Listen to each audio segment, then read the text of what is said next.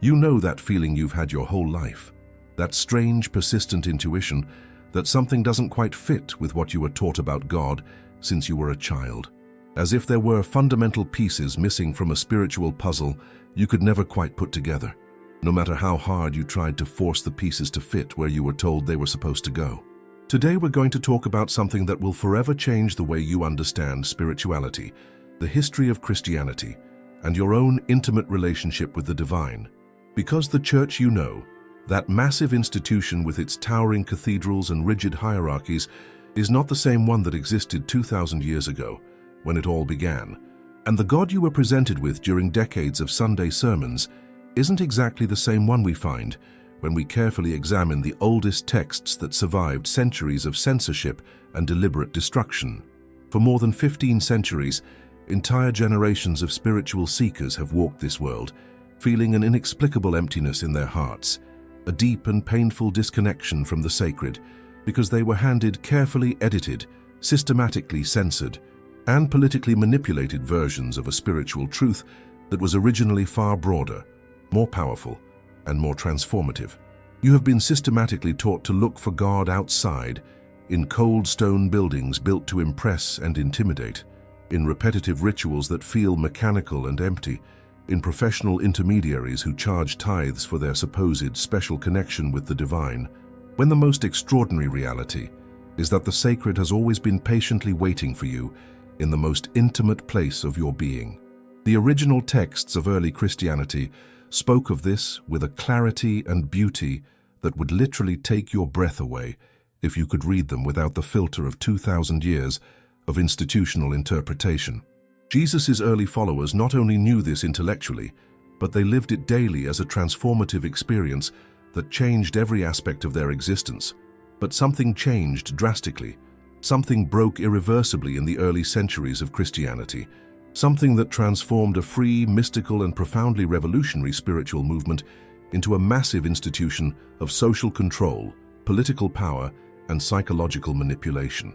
The official history, you know, the one you were taught in church and repeated in textbooks, was written exclusively by the victors, by those who had very specific interests in keeping certain dangerous truths buried forever under layers of institutional dogma. But the vestiges of that original wisdom, that transformative gnosis, remain, like spiritual diamonds buried beneath centuries of institutional lies and historical manipulation, waiting to be discovered by sincere hearts, seeking the authentic truth, no matter how uncomfortable or challenging it may be to their prior beliefs. There are real documents literally buried in the desert for over 1,000 years, complete gospels that were deliberately excluded from the official canon, not for lack of historical authenticity, but precisely because they were too authentic, too revealing, too dangerous for the religious and political power structures that were consolidating. Direct testimony from early Christians who walked with Jesus, who heard his teachings firsthand, reveals a completely different picture of what he actually taught and the true nature of his transformative message. And when you begin to carefully connect these scattered historical fragments, when you begin to see the bigger picture, slowly emerging from the shadows of suppressed history, you realize something that will change your life forever, that the spirituality you were deliberately denied is infinitely more beautiful, more liberating, more transformative, and more profound than any institutional doctrine has ever dared to present to you. Prepare for a journey that will challenge everything you thought you knew about religion, history, and your own deepest spiritual nature. Because once you see what really happened in those crucial early centuries, once you understand exactly which texts were suppressed and for what specific political reasons, you will never again be able to settle for watered-down, censored, and manipulated versions of spiritual truth. This is the moment when everything changes. This is the moment when you regain your authentic spiritual power. If you've made it this far, if something within you has called you to hear these words, it's because you already know what I'm talking about at a very deep level. You felt that profound spiritual restlessness, that persistent, almost painful feeling that something truly important, something fundamental about the nature of spiritual reality, has been systematically hidden from you your entire life. You're not crazy. You're not being a rebel without cause or purpose. You're not a lost soul who can't appreciate the supposed blessings of the traditional faith that was handed to you like a sealed package that you weren't supposed to open or question. Your spiritual intuition is functioning perfectly, detecting with laser-like precision the deep inconsistencies, historical manipulations, and half-truths that have characterized institutional religion for centuries. For too long, people just like you, sincere seekers with open hearts and curious minds, have been disparagingly labeled as troublesome heretics, as awkward spiritual seekers who ask too many dangerous questions, as rebellious souls who can't settle for the simple cookie-cutter answers handed to them from the pulpit every Sunday. But the deepest truth, the one that will set you free forever, is that your spiritual discontent is absolutely sacred. Your relentless search for something more authentic is completely valid and necessary, and your gut feeling that there's something much deeper waiting to be discovered behind the carefully closed curtains of official religion is absolutely correct on every level. Thousands upon thousands of people have walked the aisles of churches for decades of their lives, feeling that the words they heard from the altar didn't fully resonate with the innermost fibers of their truth-hungry hearts. They have repeated prayers that seemed hollow and mechanical, like empty mantras that dissolve into thin air without even touching the surface of the soul.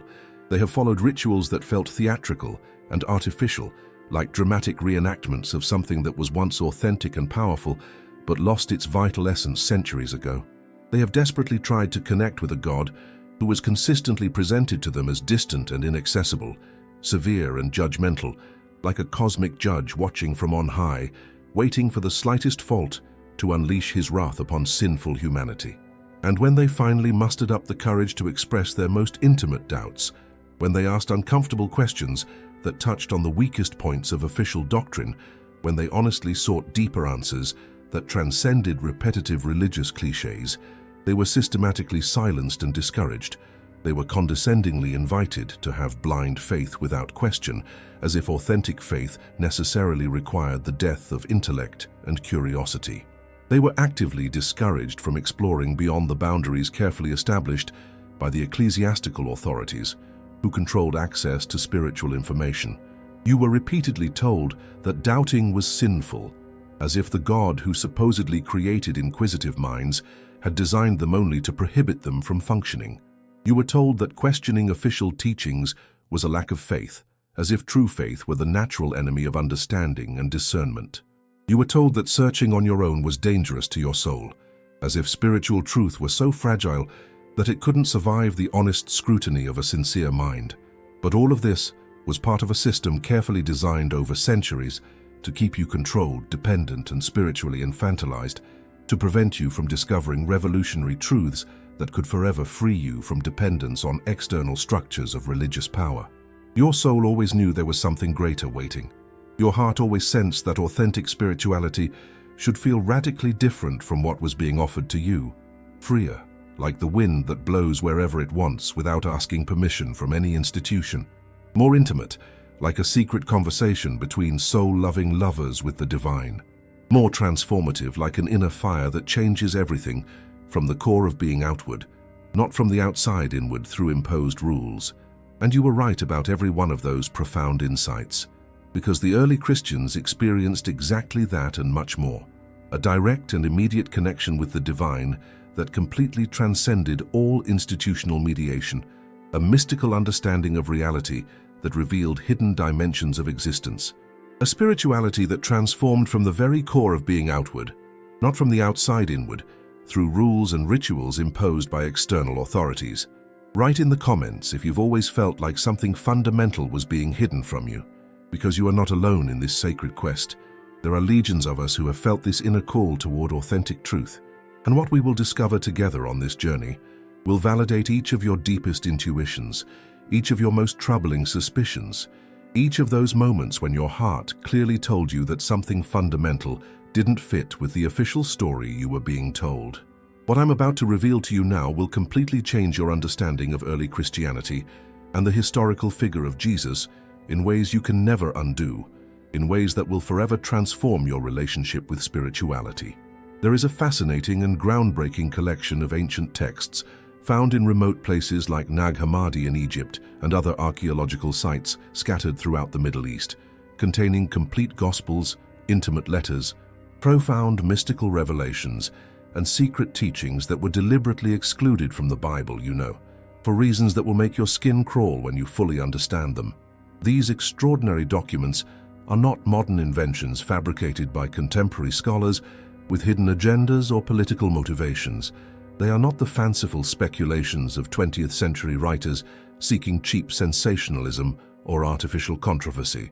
They are completely authentic, real, tangible manuscripts, written on ancient papyrus and parchment by the same kinds of people who wrote the Gospels that have come down to us in the official canon, people who lived in the early centuries of Christianity and who had direct access to the earliest oral traditions.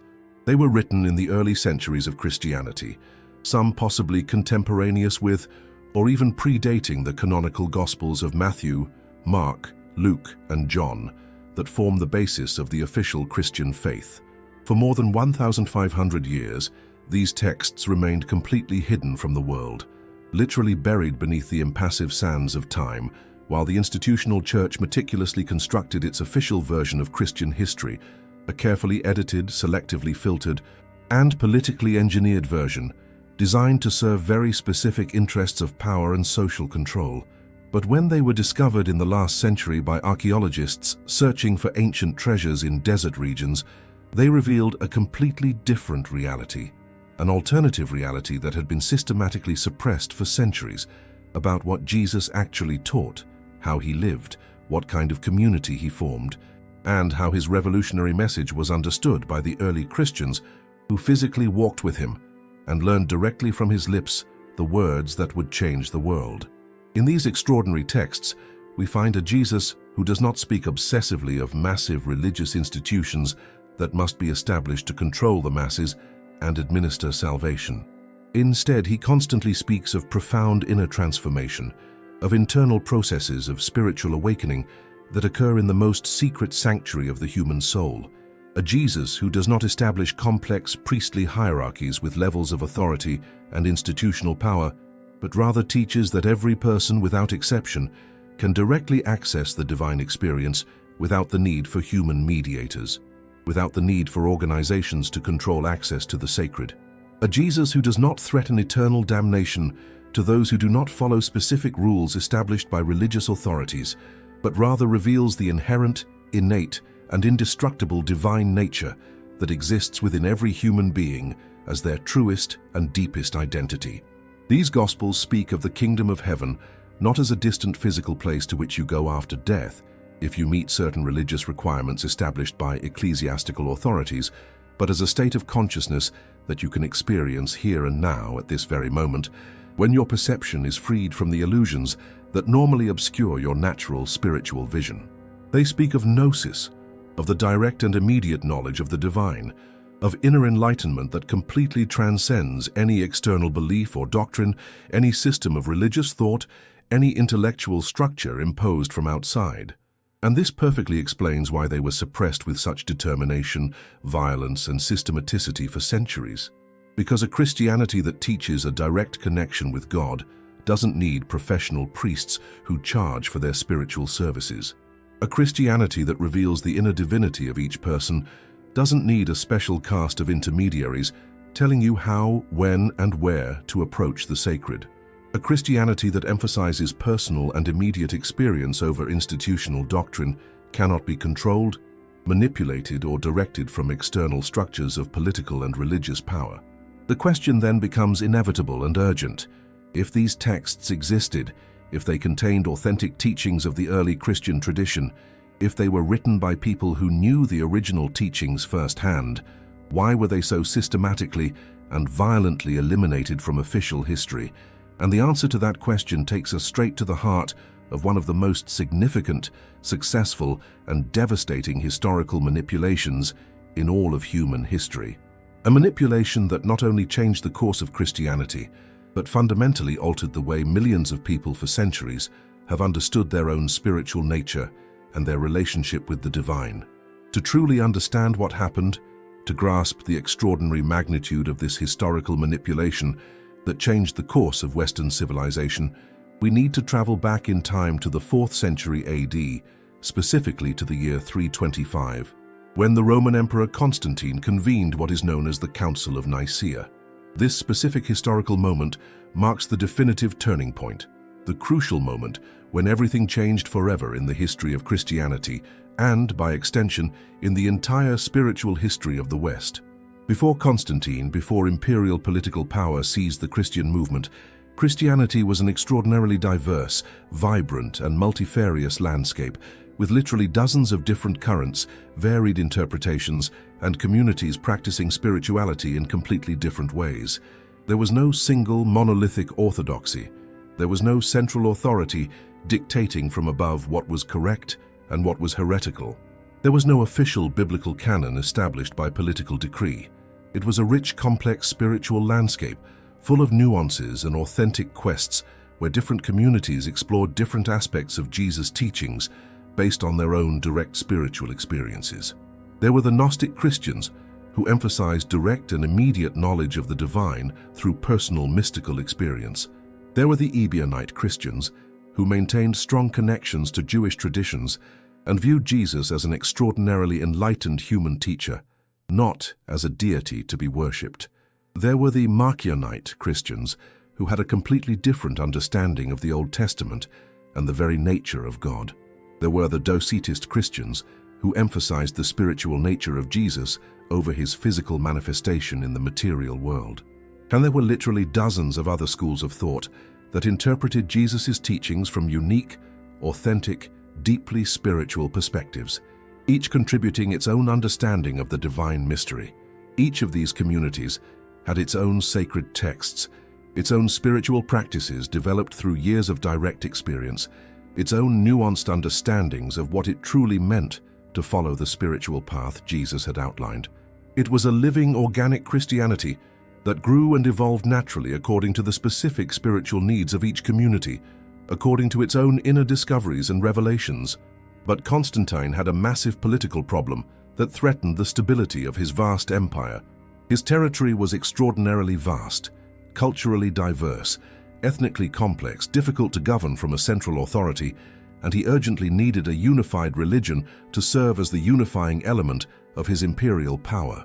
Christianity was growing explosively throughout the empire, gaining converts from all social classes, but its very diversity made it impossible to effectively control from a central authority. So he made a calculated decision that would change the course of history forever. He summoned the bishops of the entire empire to establish an official, standardized, politically useful, and easily controllable version of Christianity that would serve his imperial purposes. Nicaea was not a gathering of enlightened mystics, authentic spiritual seekers, or saints dedicated exclusively to the search for divine truth.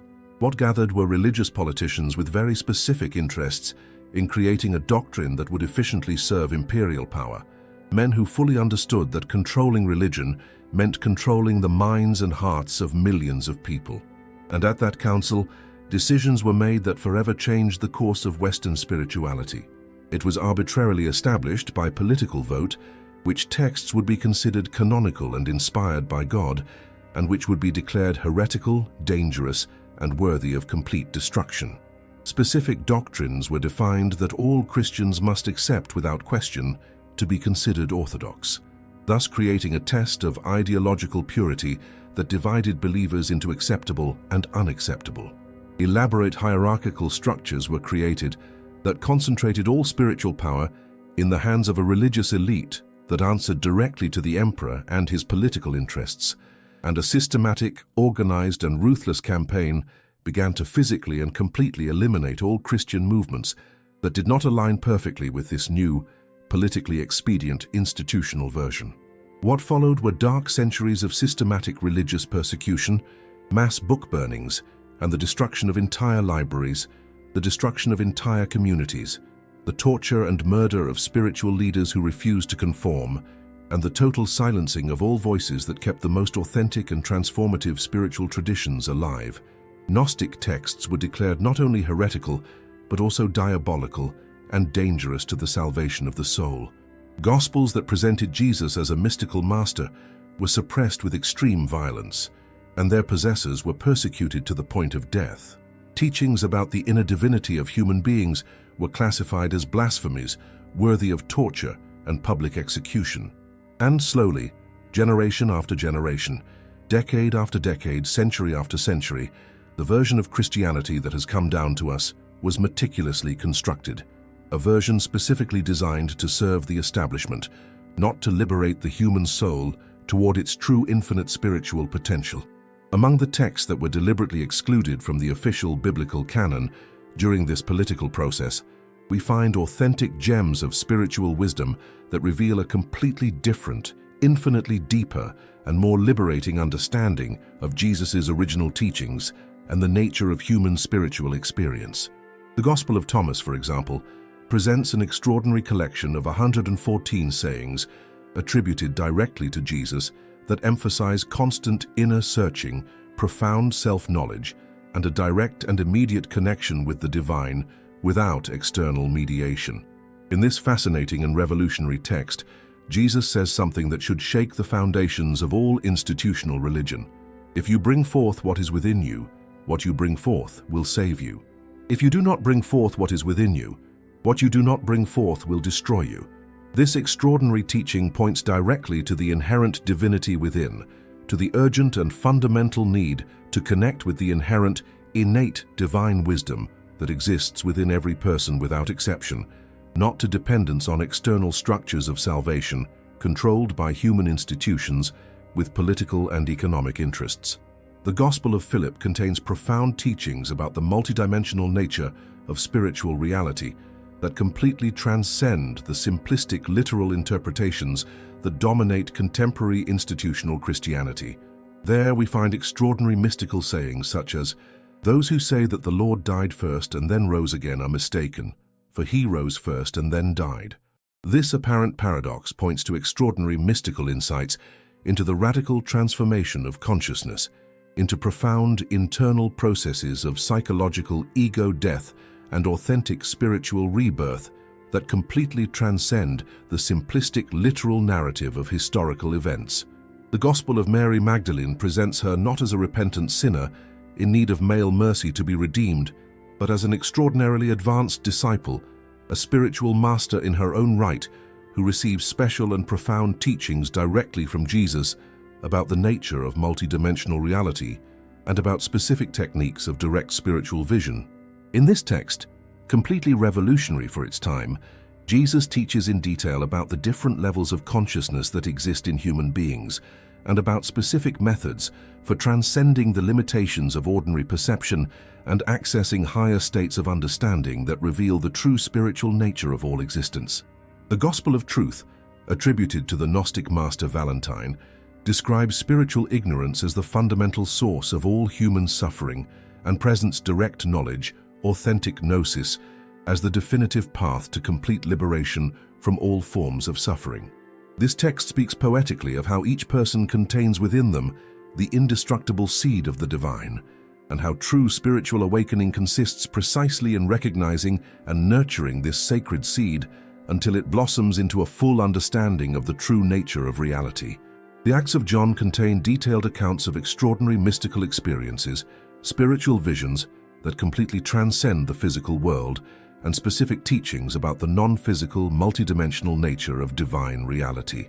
These texts clearly suggest that Jesus taught multiple different levels of spiritual understanding, carefully tailoring his teachings to each disciple's specific capacity to receive and assimilate increasingly profound truths according to their own level of spiritual development.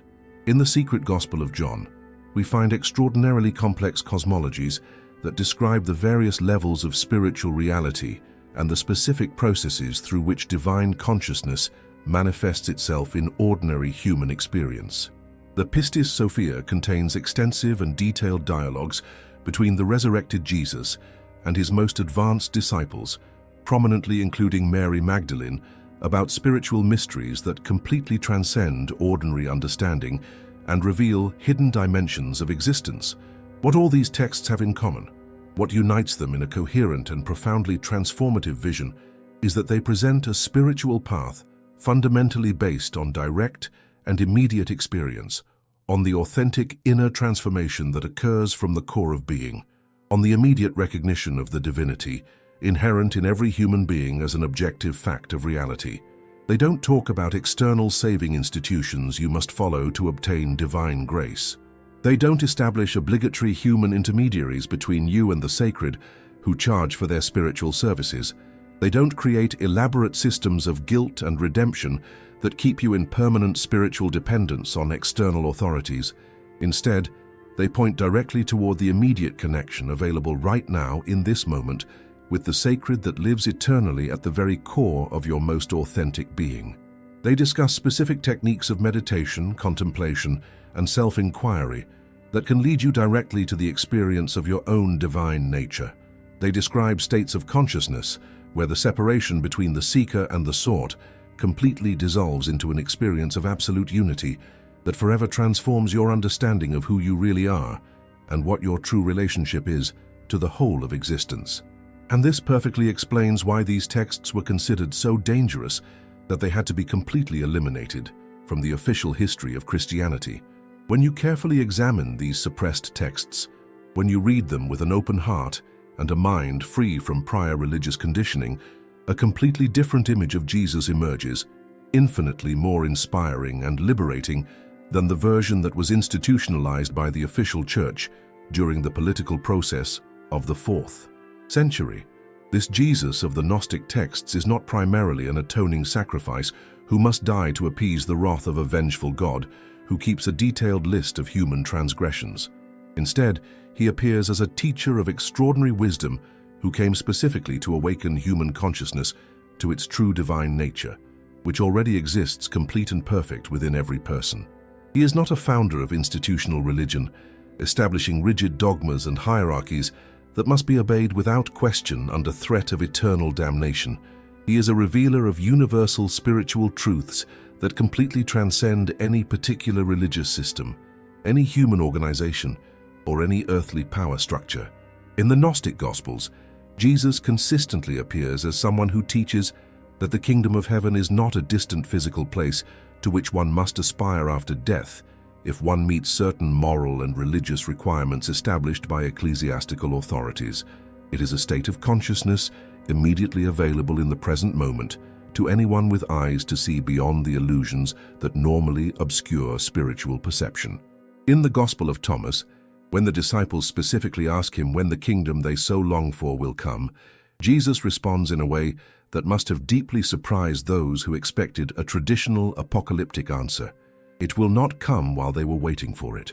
They will not say, "See here" or "See there," but the kingdom of the Father is spread over the earth, and men do not see it. This teaching points directly toward a spirituality of immediate presence, of awakened awareness here and now, of recognition of the sacred in the direct experience of the present moment, not in some distant future conditioned by compliance with external rules. This Gnostic Jesus teaches that every person, without exception, is capable of direct access to the divine experience without the need for institutional mediators, without the need for priests charging for their services, without the need for religious organizations controlling access to the sacred through systems of membership and obedience. In the Gospel of Philip, we find this revolutionary teaching. Whoever is immersed will come out without immersing anything, but whoever has received the Holy Spirit possesses everything. This suggests that true spiritual transformation does not depend on external rituals administered by religious authorities, but on a direct, inner reception of the Spirit that completely transforms the entire experience of reality from the inside out. This Jesus frequently speaks of knowledge, of gnosis, as the definitive path to complete spiritual liberation, but he's not referring to the intellectual knowledge you can gain by studying books or listening to Sunday sermons. He's referring to a completely different form of knowledge that arises directly from the immediate experience of the divine, a knowledge that transforms the very being of the person who receives it. In the Gospel of Truth we read, "He who possesses gnosis knows where he came from and where he is going." It is a knowledge that completely transcends mental information and becomes a total transformation of being, a lived understanding of one's own essential nature that forever changes the way you experience reality. This Jesus also constantly teaches about the illusory nature of the material world as we ordinarily perceive it. Not because the physical world is evil or diabolical, as some simplistic interpretations have suggested, but because our limited perception, conditioned by spiritual ignorance, prevents us from seeing its true spiritual nature, its hidden sacred dimension. Several Gnostic texts discuss in detail how to awaken from the fundamental illusion of separation that dominates ordinary consciousness to recognize the indestructible unity that connects all existence into a single, indivisible divine reality. They discuss specific meditation and contemplation techniques that can lead you directly to states of consciousness where you experience your true identity as pure consciousness, beyond all the temporary and limited identities you normally assume to be real. They describe internal processes of psychological and spiritual purification that gradually dissolve all barriers between you and the direct experience of the divine that lives eternally in your own heart. And they teach about the nature of reality as a multidimensional manifestation of divine consciousness, where each level of existence reflects different aspects of the infinite creativity and love of the absolute source. Comment on what has touched you the most from all we've discovered so far, because we're just beginning to unravel the extraordinary magnitude of what was hidden for centuries. And what follows will reveal exactly why these teachings were considered so dangerous that they had to be completely eliminated from official history. Now we come to the most difficult but also most liberating part of this extraordinary revelation. We need to confront directly, without evasion or softening, how the institutional religious system was deliberately constructed, with full awareness and malicious intent, to systematically distance you from these authentic spiritual truths that could forever free you from all dependence on external structures of control. It's no coincidence that you've been taught since childhood that you need a professional priest to speak with God, as if the divine were so inaccessible that it required specialized human translators with academic credentials and institutional authorization. It's no coincidence that you've been repeatedly told that salvation depends exclusively on belonging to a specific organization, as if God were so sectarian that he only caters to members of certain religious clubs with paid memberships. It is no coincidence that God has consistently been presented to you as a stern, distant, inaccessible, perpetually angry judge, who can only be appeased through specific rituals administered by religious authorities who appoint themselves as his exclusive representatives on earth. All of this was meticulously designed with diabolical precision to keep you in a permanent state of spiritual dependence, to prevent you from discovering your own inner transformative power, to prevent you from directly accessing the immediate experience of the sacred that lives eternally within your own heart. For centuries, the institutional church burned entire libraries containing thousands of Gnostic texts and authentic spiritual documents. The Library of Alexandria, which contained the accumulated wisdom of entire civilizations, was systematically destroyed, not by accident, but as part of a deliberate campaign to eliminate knowledge that could free humanity from dependence on religious authorities. He systematically persecuted entire communities of Christians who practiced freer, more mystical, more transformative forms of spirituality. The Cathars in France, the Bogomils in Bulgaria, the Waldensians in Italy were literally exterminated, not because they were dangerous to society, but because they kept alive authentic spiritual traditions that threatened the religious monopoly of the official church. He officially declared teachings that spoke of the inner divinity of human beings to be heretical, because if every person has direct access to the divine, then they don't need an institution that charges for providing that access. He established rigid dogmas that require blind, unquestioning acceptance, rather than personal exploration and direct experience, because questioning leads to the discovery of truth, and truth leads to freedom. He created elaborate hierarchies that concentrate all spiritual power in the hands of a few men who benefit economically and politically from keeping the masses spiritually ignorant. The Vatican, for example, possesses untold wealth while preaching poverty as a virtue to its followers. And he constructed an entire sophisticated theology of fear that makes you believe that without his specific mediation, you are eternally lost, condemned to unimaginable suffering. The doctrine of eternal hell does not exist in the original Gnostic texts. It was a later invention, specifically designed to keep people terrified and dependent. But the original texts, those that miraculously survived the mass book burning, tell a completely different story, a story that reveals the most successful historical manipulation of all time. The early Christians met in humble homes, not in grandiose temples designed to impress and intimidate. They shared direct, immediate, transformative spiritual experiences. They didn't repeat memorized dogmas that someone else had established as unquestionable truths. They sought authentic inner transformation, not external conformity to rules imposed from above by authorities who benefited from control. And they understood perfectly well that every person has direct, immediate, inalienable access to the divine, without the need for intermediaries who collect tithes, impose artificial rules, or control access to the sacred through systems of membership and obedience. The reality these texts reveal is that your spiritual intuition was always more reliable than any institutional doctrine ever concocted by human minds with political and economic interests. Your natural inner connection with the sacred was always more authentic than any external ritual designed by organizations with agendas of social control. Your sincere personal search for truth was always more valid, purer, closer to the divine than any pre-established answer you were forced to accept without question under threat of eternal damnation or social exclusion. The institutional religious system desperately needs you to believe that you are spiritually incompetent, that you are incapable of discerning the truth for yourself, that you need someone else to interpret the sacred for you because you are too ignorant, too sinful, too limited to directly access the source of all wisdom. But the suppressed Gospels reveal the exact opposite of this mass psychological manipulation, that you have within you, right now, at this very moment, everything you need to connect directly with the infinite source of all wisdom and love. May your open heart be a temple more sacred than any building constructed by human hands for the purposes of social control and power accumulation. May your awakened conscience, your natural spiritual intuition, be a more trustworthy spiritual authority than any external hierarchy sustained through the manipulation of fear and guilt.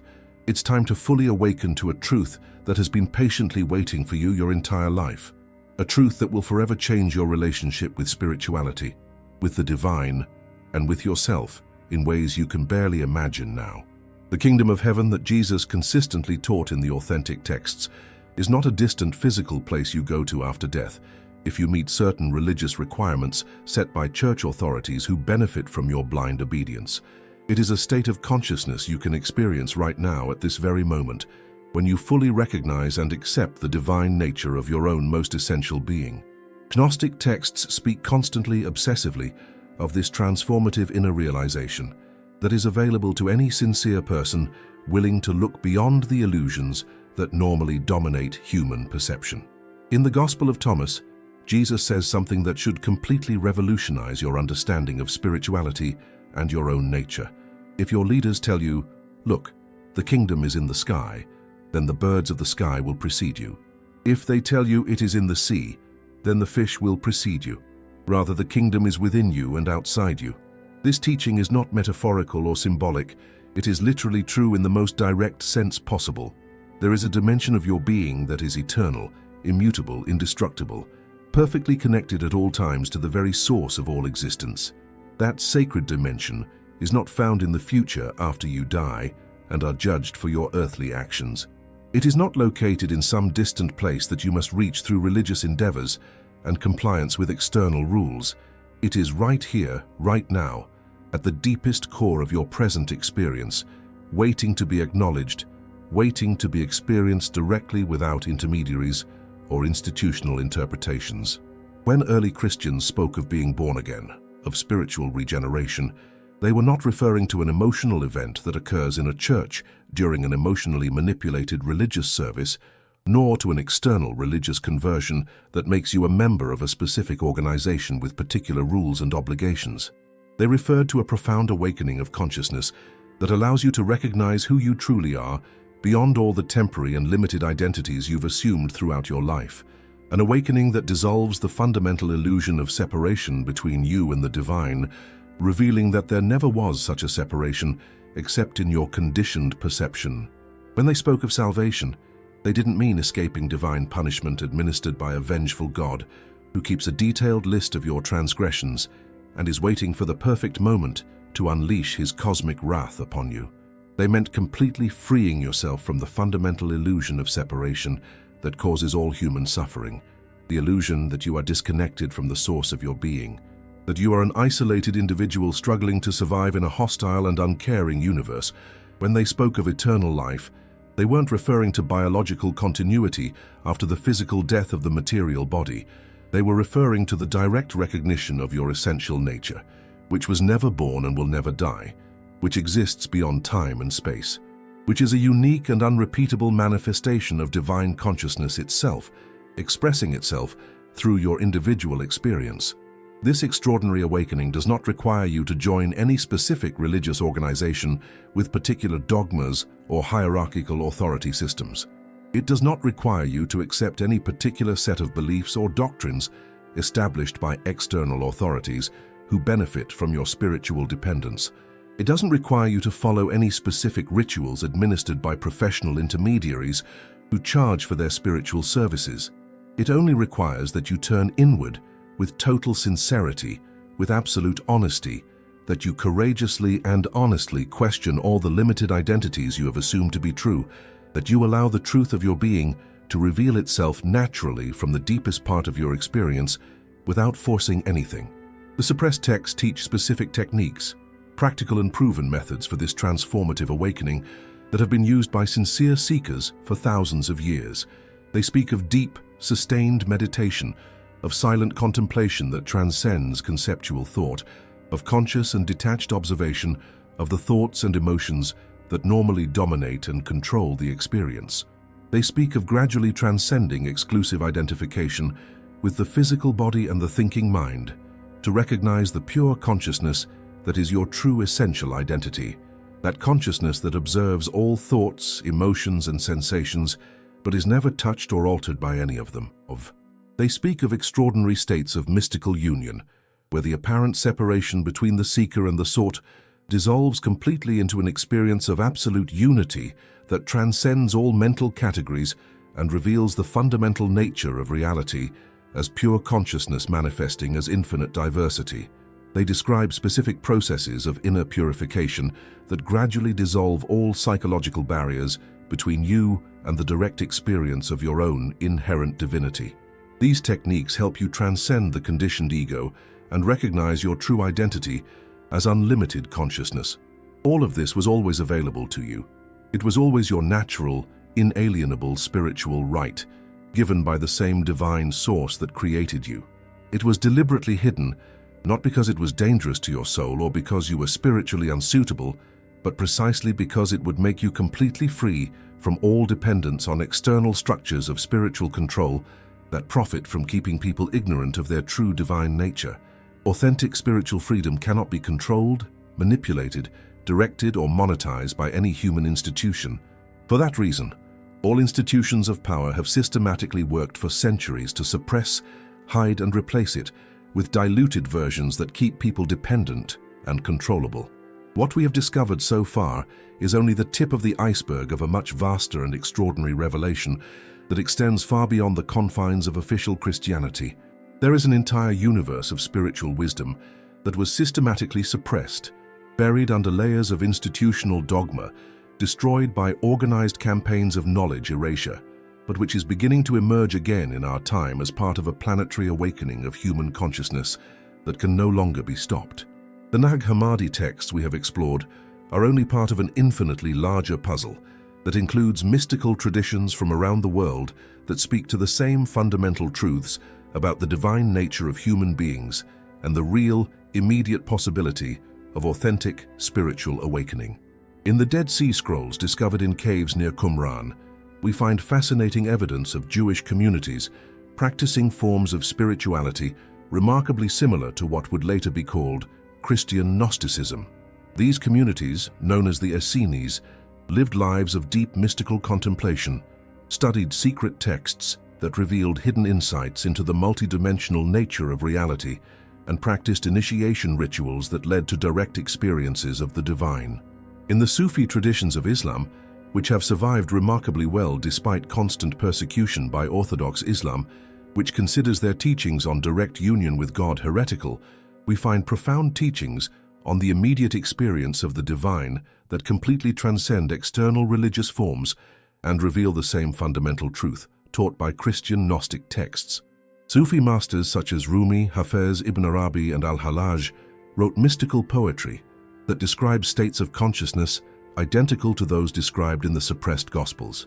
They speak of the dissolution of the personal ego in divine reality, of states of spiritual intoxication where the lover merges completely with the beloved, of the realization that there is no real separation between the individual soul and God. In the mystical traditions of Hinduism, particularly in texts such as the Upanishads and the teachings of masters like Shankara, we find detailed descriptions of the same states of consciousness described in the Gnostic Gospels. The doctrine of Advaita Vedanta teaches that the true nature of the human being is identical with Brahman, the absolute reality, just as the Gnostic texts teach about the fundamental identity between the human soul and divinity. In early Buddhism, especially in the teachings about the Buddha nature inherent in all beings, we find extraordinary parallels with the Gnostic teachings about the divine seed that exists within each person, waiting to be recognized and actualized. Buddhist texts speak of awakening as the recognition of what has always been present, not as the acquisition of something new from outside, exactly as the suppressed Gospels teach. All of this suggests something absolutely revolutionary that will forever change your understanding of spirituality and the history of religions, that there is a universal spiritual truth that transcends any particular religion, a perennial wisdom that has been rediscovered time and again by sincere seekers throughout human history in every culture of the world. And this wisdom has always been suppressed for the same reasons, because it directly threatens the power structures that depend on keeping people in states of spiritual dependence, of ignorance about their true divine nature, of needing external authorities to interpret what is sacred for them. But there is also abundant evidence that this suppression was never completely successful. Throughout the history of institutional Christianity, underground mystical currents existed that kept the most authentic teachings alive through secret transmissions, coded symbolism, and carefully preserved oral traditions. Medieval mystics like Meister Eckhart spoke of direct union with God in ways that were virtually identical to Gnostic teachings, even using similar language to describe the experience of the ego's dissolution into divine consciousness. Their sermons and writings contain teachings that would have been considered heretical if spoken by people without the protection of ecclesiastical authority. European alchemists developed elaborate and complex symbolism to convey spiritual truths that could not be expressed openly due to the persecution of the Inquisition. Their texts on the transmutation of metals were actually codified manuals on the transformation of human consciousness, on internal processes of purification that lead to spiritual awakening. Jewish Kabbalists maintained secret oral traditions that spoke of the divine nature hidden within every human being, and of specific techniques for accessing higher states of consciousness. The Zohar and other Kabbalistic texts describe processes of spiritual awakening that are remarkably similar to those found in the Gnostic Gospels. And in our contemporary era, when institutional constraints have been significantly weakened by the massive availability of information and the collapse of traditional authorities, we are witnessing a massive, explosive revival of interest in these authentic spiritual traditions that transcend the limitations of any organized religion. We've reached the end of this extraordinary revelation, but in reality, we're just beginning a journey that can completely transform your experience of spirituality and life itself in ways you can barely imagine with your current understanding. What you've discovered on this journey with me isn't simply interesting historical information to impress your friends in casual conversations or to win intellectual debates about religion. It is a direct, personal, urgent invitation to reclaim your authentic spiritual power that was always yours by divine right, to free yourself forever from centuries of religious conditioning that has kept you in a state of artificial dependence on external authorities, to finally awaken to the extraordinary truth of who you truly are, beyond all the limited identities you have assumed to be true throughout your life. The texts that were suppressed with such violence and determination during centuries of systematic persecution did not disappear forever in the bonfires of institutional ignorance. They have been miraculously preserved, painstakingly translated by courageous scholars who risked their professional careers, and are fully available to anyone with the courage to explore beyond the safe but suffocating confines of institutional religion. Jesus' original teachings about the inner kingdom, about the divinity inherent in every human being, about the real and immediate possibility of spiritual awakening were not lost forever in the dusty archives of ancient history. They are alive, vibrant, transformative, waiting in your own heart to be rediscovered through your own sincere and courageous exploration. The direct and immediate connection with the divine that early Christians experienced, which they experienced as a transformative, everyday reality that changed every aspect of their lives, is not a privilege reserved exclusively for special saints or extraordinary mystics with supernatural gifts. It is your natural, inalienable right as a conscious human being, as a unique manifestation of divine consciousness in this extraordinary and infinitely mysterious universe.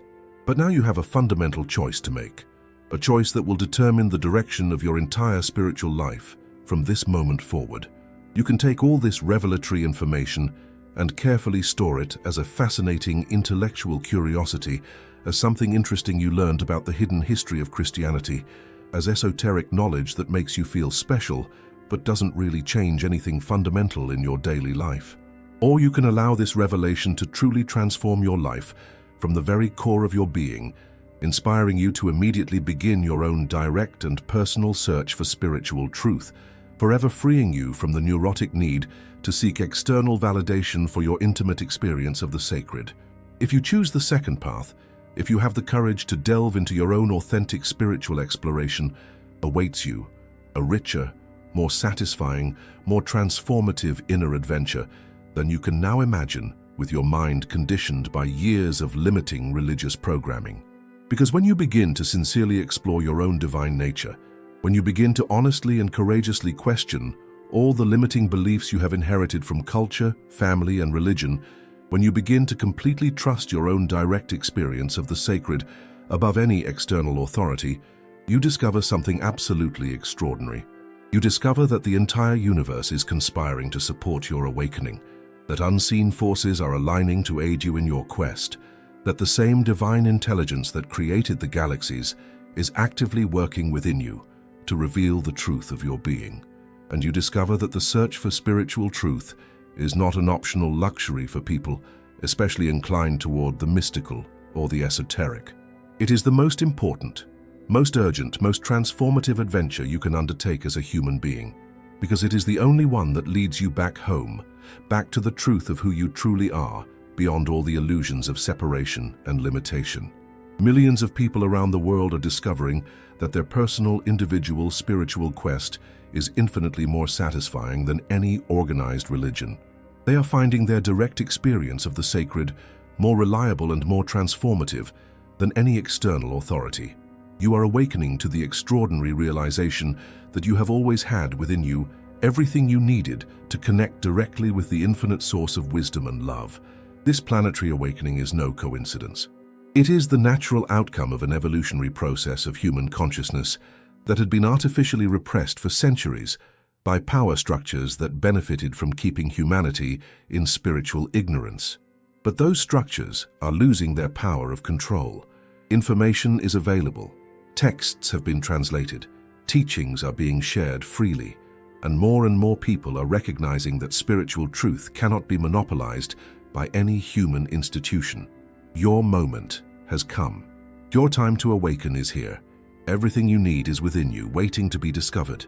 In the next video, we're going to explore something that will take you even deeper in this transformative search for authentic truth, something completely different that will show you aspects of this revelation you may not even suspect now. I'll be waiting for you there to continue this extraordinary journey toward total spiritual freedom. Thank you for watching this video until the end. We will see you in the next video.